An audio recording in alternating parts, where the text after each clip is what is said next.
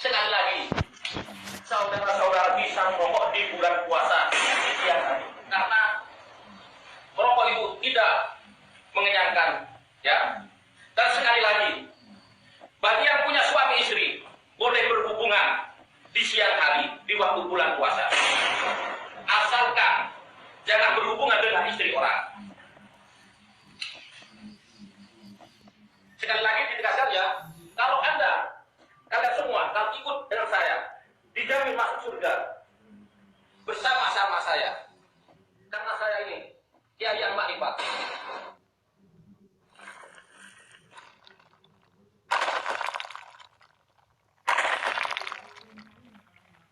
Innal hamdalillah nahmaduhu wa nasta'inuhu wa nastaghfiruh wa na'udzu billahi min shururi anfusina wa min sayyiati a'malina. من يهده الله فلا مضل له ومن يضلل فلا هادي له أشهد أن لا إله إلا الله وحده لا شريك له وأشهد أن محمدا عبده ورسوله.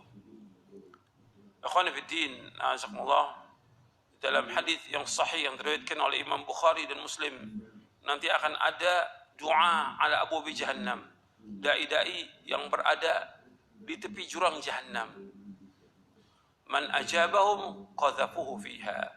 Barang siapa yang memenuhi panggilan para dai tersebut, maka mereka akan mencampakkannya ke dalam neraka.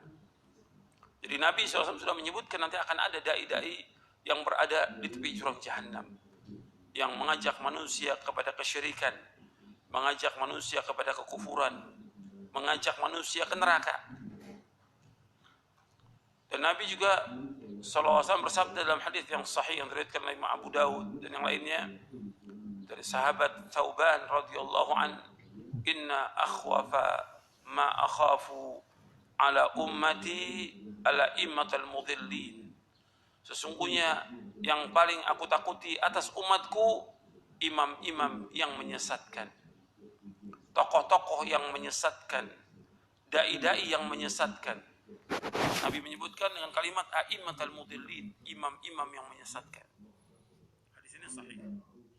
Makanya kita wajib berhati-hati.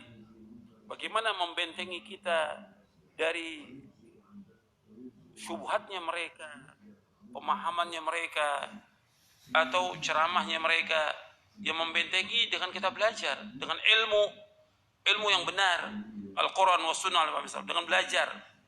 Bukan mendengarkan syubhat, bukan mendengarkan ceramah-ceramahnya mereka, bukan, tapi belajar Quran dan Sunnah, baca kitab-kitab para ulama salaf, baca buku-buku yang mengajarkan akidah yang benar, sehingga kita akan terjaga.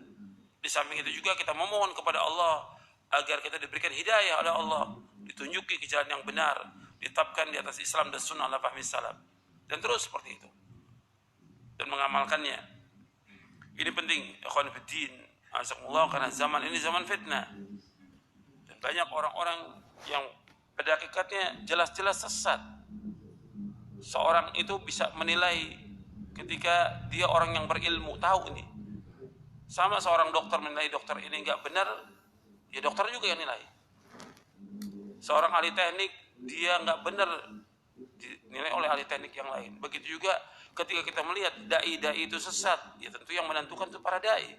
Artinya orang berilmu yang paham tentang Quran dan Sunnah. Ini orang sudah menyimpang dari jalan yang lurus, dan ini berbahaya buat umat Islam. Makanya kita wajib hati-hati. Dengan apa? Dengan belajar. Antum sibukkan dengan belajar, sibukkan dengan ilmu, sibukkan dengan membaca kitab-kitab para ulama, sibukkan dengan membaca buku-buku yang bermanfaat. Itu yang paling penting. Dan kemudian mengamalkan. Ini yang paling penting yang perlu saya sampaikan kepada antum, karena banyak yang sibuk dengan media sosial, kemudian mendengarkan ceramah-ceramahnya ahlul bid'ah, kemudian sesat. Dan itu bukan mustahil. Orang itu sesat Bukan mustahil. Di zaman dulu aja ada orang-orang yang bertemu dengan sahabat. Masya Allah. Baca Al-Qurannya, Masya Allah. Hafal Qurannya, Masya Allah. Sholatnya, segala macam. Sesat. Seperti siapa? Khawarij. Khawarij. Hafal Quran. Sholat malam. Puasa. Dan banyak lagi yang lain lakukan. Tapi sesat. Sesat. Makanya antum hati-hati. Jangan tertipu juga dengan banyaknya ibadah orang. Atau bacaan Qurannya bagus, tapi bagaimana akidahnya? Bagaimana ibadahnya? Bagaimana manhajnya? Bagaimana dia berjalan di atas jalan yang benar atau tidak? Bukan mustahil orang itu sesat. Saya ambil contoh 2. Sebenarnya banyak. Contoh Nafi al-Azruq, seorang yang belajar dengan Ibnu Abbas.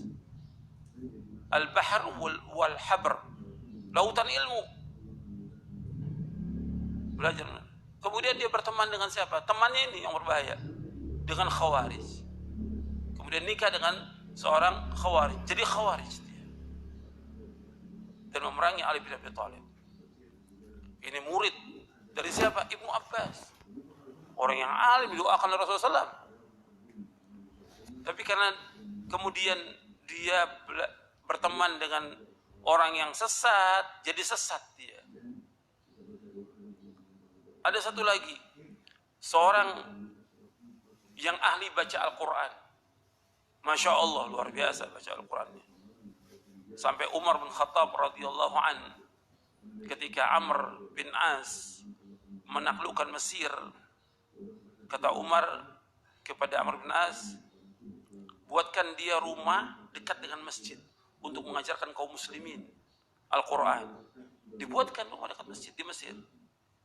Namanya orang ini Abdurrahman bin Muljam Al-Muradi. Kemudian bagaimana? Kemudian dia berteman juga dengan Khawarij. Akhirnya orang yang ahli baca Al-Quran, ahli ibadah, kemudian dia membunuh Ali bin Abi Thalib radhiyallahu anhu. Dia awal hidupnya Masya Allah hafal Quran. Kata Al-Hafidh Ibnu Hajar Asqalani, wa khutima bisyarrin. Kemudian ditutup kehidupannya dengan apa? Dengan kejelekan. Su'ul khatimah. Dia membunuh ahli surga. Khalifatul Rashid Ali bin Abi Thalib radhiyallahu anhu, yang Allah dan Rasulnya mencintai Ali bin Abi Thalib. Allah dan Rasul mencintai Ali bin Abi Thalib. Ahli jannah dibunuh oleh Abdurrahman bin Muljam Al-Muradi. Akhirnya gimana? Jadi qisas, dibunuh dia. Dibunuh. Berarti di sini kata para ulama, dia mati dalam keadaan su'ul khatimah. Membunuh orang biasa aja itu berat hukumnya di akhirat. Orang muslim biasa dibunuh, berat hukum di akhirat. Sampai dalam satu riwayat disebutkan Allah nggak akan menerima taubatnya orang yang membunuh seorang muslim. Nggak diterima taubatnya. Sampai seperti itu. Sekarang yang dibunuh Khalifatul Rashid Ali bin Abi Thalib radhiyallahu anhu. Jadi ini jadi ibrah pelajaran. Antum belajar yang benar, Quran Sunnah Fahmi Salaf, yakini, amalkan. Jangan cari teman ahlul bid'ah. Jangan cari teman ahlus syirik. Jangan cari teman ahlus syubuhat. Banyak memang teman yang ngajak untuk ngaji juga. Tapi antum hati-hati. Bukan mustahil orang itu bisa sesat. Hafal Quran bisa sesat. Dekat dengan Umar bisa sesat. Dekat dengan Ibnu Abbas bisa sesat. Bukan mustahil. Ini hidup nih, hati-hati. Allah muqallibal qulub, maka kita berdoa, ya muqallibal qulub tsabbit qalbi ala dinik. Ya, sampai di sini kajian kita, mudah-mudahan bermanfaat. Wassallallahu Nabi Muhammadin wa ala sahbihi ajma'in. Sekali lagi, saudara-saudara bisa merokok di bulan puasa siang hari, karena merokok itu tidak mengenyangkan, ya. Dan sekali lagi, bagi yang punya suami istri boleh berhubungan di siang hari di waktu bulan puasa, asalkan jangan berhubungan dengan istri orang.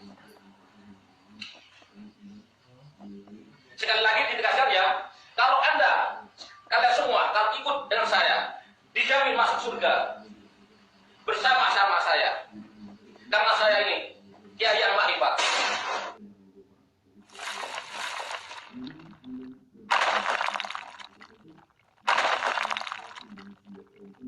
Innal hamdalillah nahmaduhu wa nasta'inuhu wa nastaghfiruh wa na'udzu billahi min shururi anfusina wa min sayyiati a'malina. Man yahdihillahu fala mudilla lahu wa man yudlil fala hadiya lahu. أشهد أن لا إله إلا الله وحده لا شريك له وأشهد أن محمدا عبده ورسوله. Ikhwan fiddin, azakumullah, dalam hadis yang sahih yang diriwayatkan oleh Imam Bukhari dan Muslim, nanti akan ada doa ala abwabi jahannam, dai-dai yang berada di tepi jurang jahannam. Man ajabahum qadhafuhu fiha. Barang siapa yang memenuhi panggilan para dai tersebut, maka mereka akan mencampakkannya ke dalam neraka. Jadi Nabi SAW sudah menyebutkan nanti akan ada dai-dai yang berada di tepi jurang jahannam, yang mengajak manusia kepada kesyirikan, mengajak manusia kepada kekufuran, mengajak manusia ke neraka. Dan Nabi juga SAW bersabda dalam hadis yang sahih yang diriwayatkan oleh Imam Abu Dawud dan yang lainnya, dari sahabat Thauban radhiyallahu an, inna akhwafa ma akhafu ala ummati ala immatal mudhillin. Sesungguhnya yang paling aku takuti atas umatku imam-imam yang menyesatkan, tokoh-tokoh yang menyesatkan, dai-dai yang menyesatkan. Nabi menyebutkan dengan kalimat a'immatal mudhillin, imam-imam yang menyesatkan. Hadis ini sahih. Makanya kita wajib berhati-hati bagaimana membentengi kita dari syubhatnya mereka, pemahamannya mereka, atau ceramahnya mereka, yang membentengi dengan kita belajar dengan ilmu yang benar, Al-Quran wa Sunnah, dengan belajar, bukan mendengarkan syubhat, bukan mendengarkan ceramahnya mereka, bukan, tapi belajar Quran dan Sunnah, baca kitab-kitab para ulama salaf, baca buku-buku yang mengajarkan akidah yang benar, sehingga kita akan terjaga. Di samping itu juga kita memohon kepada Allah agar kita diberikan hidayah oleh Allah, ditunjuki ke jalan yang benar, ditetapkan di atas Islam dan Sunnah ala fahmi salaf, dan terus seperti itu dan mengamalkannya. Ini penting, ikhwan fiddin, azakumullah, karena zaman ini zaman fitnah. Banyak orang-orang yang pada hakikatnya jelas-jelas sesat. Seorang itu bisa menilai ketika dia orang yang berilmu, tahu ini. Sama seorang dokter menilai dokter ini enggak benar, ya dokter juga yang nilai. Seorang ahli teknik, dia enggak benar, dinilai oleh ahli teknik yang lain. Begitu juga ketika kita melihat dai-dai itu sesat, ya tentu yang menentukan itu para dai. Artinya orang berilmu yang paham tentang Quran dan Sunnah, ini orang sudah menyimpang dari jalan yang lurus, dan ini berbahaya buat umat Islam. Makanya kita wajib hati-hati. Dengan apa? Dengan belajar. Antum sibukkan dengan belajar, sibukkan dengan ilmu, sibukkan dengan membaca kitab-kitab para ulama, sibukkan dengan membaca buku-buku yang bermanfaat. Itu yang paling penting. Dan kemudian mengamalkan. Ini yang paling penting yang perlu saya sampaikan kepada antum, karena banyak yang sibuk dengan media sosial, kemudian mendengarkan ceramah-ceramahnya ahlul bid'ah, kemudian sesat. Dan itu bukan mustahil. Orang itu sesat bukan mustahil. Di zaman dulu aja ada orang-orang yang bertemu dengan sahabat, Masya Allah, baca Al-Qurannya Masya Allah, hafal Qurannya Masya Allah, sholatnya segala macam, sesat. Seperti siapa? Khawarij, hafal Quran, sholat malam, puasa, dan banyak lagi yang lain lakukan, tapi sesat. Makanya antum hati-hati, jangan tertipu juga dengan banyaknya ibadah orang, atau bacaan Qurannya bagus, tapi bagaimana akidahnya, bagaimana ibadahnya, bagaimana manhajnya, bagaimana dia berjalan di atas jalan yang benar atau tidak. Bukan mustahil orang itu sesat. Saya ambil contoh 2. Sebenarnya banyak. Contoh Nafi al-Azruq, seorang yang belajar dengan Ibnu Abbas. Al-Bahr wal-Habr, lautan ilmu. Belajar. Kemudian dia berteman dengan siapa? Temannya ini yang berbahaya, dengan Khawarij. Kemudian nikah dengan seorang Khawarij. Jadi Khawarij dia. Dan memerangi Ali bin Abi Thalib. Ini murid dari siapa? Ibnu Abbas. Orang yang alim didoakan oleh Rasulullah SAW. Tapi karena kemudian dia berteman dengan orang yang sesat, jadi sesat dia. Ada satu lagi, seorang yang ahli baca Al-Quran. Masya Allah, luar biasa baca Al-Qurannya. Sampai Umar bin Khattab radhiyallahu an, ketika Amr bin As menaklukkan Mesir, kata Umar kepada Amr bin As, buatkan dia rumah dekat dengan masjid untuk mengajarkan kaum muslimin Al-Quran. Dibuatkan rumah dekat masjid di Mesir. Namanya orang ini Abdurrahman bin Muljam Al-Muradi. Kemudian bagaimana? Kemudian dia berteman juga dengan Khawarij. Akhirnya orang yang ahli baca Al-Quran, ahli ibadah, kemudian dia membunuh Ali bin Abi Thalib radhiyallahu anhu. Dia awal hidupnya, Masya Allah, hafal Quran. Kata Al-Hafidh Ibnu Hajar Asqalani, wa khutima bisyarrin. Kemudian ditutup kehidupannya dengan apa? Dengan kejelekan. Su'ul khatimah. Dia membunuh ahli surga. Khalifatul Rashid Ali bin Abi Thalib radhiyallahu anhu, yang Allah dan Rasulnya mencintai Ali bin Abi Thalib. Allah dan Rasul mencintai Ali bin Abi Thalib.